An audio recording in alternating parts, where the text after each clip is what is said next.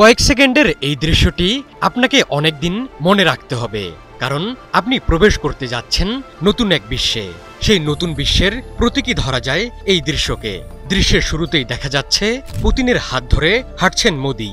দুই বন্ধু এগিয়ে যাচ্ছেন শি জিনপিং এর দিকে। তিন বন্ধু হাত মেলালেন একে অপরের সাথে। তাদের ঘিরে ধরল অনুবাদকদের একটি দল। মোদির মুখে দেখা গেল অট্টহাসি, হাসলেন পুতিনও।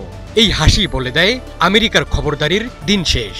চীনের মাটিতে এই তিন নেতা মিলে কবর রচনা করেছেন পুরনো বিশ্ব ব্যবস্থার, ডাক দিয়েছেন নতুনের, যেখানে থাকবে না কোনো এক দেশের একক কর্তৃত্ব।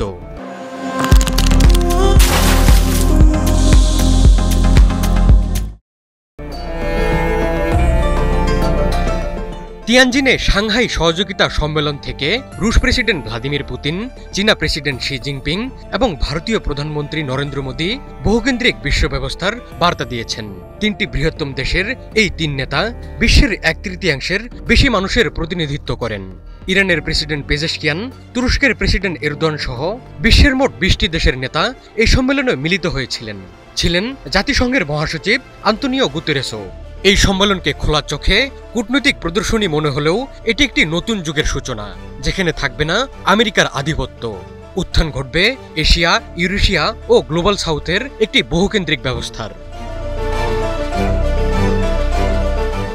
সম্মেলনে শি জিনপিং এমন একটি বিশ্ব ব্যবস্থার কথা শুনিয়েছেন যা বৈশ্বিক শাসনকে গণতান্ত্রিক করবে, কমাবে আমেরিকা কেন্দ্রিক আর্থিক ব্যবস্থার উপর নির্ভরতা, অর্থাৎ কমানো হবে ডলারের প্রভাব, গুরুত্ব বাড়ানো হবে আঞ্চলিক প্রতিষ্ঠানগুলোর।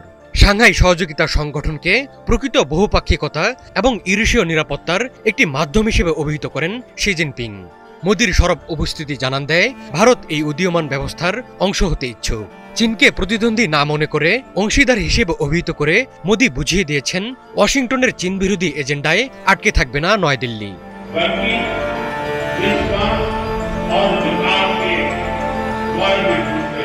পুতিন তার বক্তব্যে একই বিষয় তুলে ধরেছেন।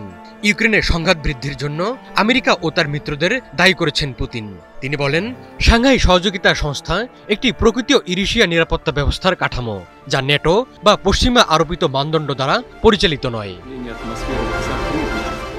এই সম্মেলনের পর বেইজিংয়ে প্রদর্শিত হবে চীনের বিজয় দিবসের সামরিক কুচকাওয়াজ, যা দ্বিতীয় বিশ্বযুদ্ধে জাপানের আত্মসমর্পণের 80 বছর পূর্তি উপলক্ষে অনুষ্ঠিত হবে। এতে যোগ দেবেন উত্তর কোরিয়ার নেতা কিম জং উনও, যার সঙ্গে মস্কোর একটি দ্বিপাক্ষিক নিরাপত্তা চুক্তি রয়েছে।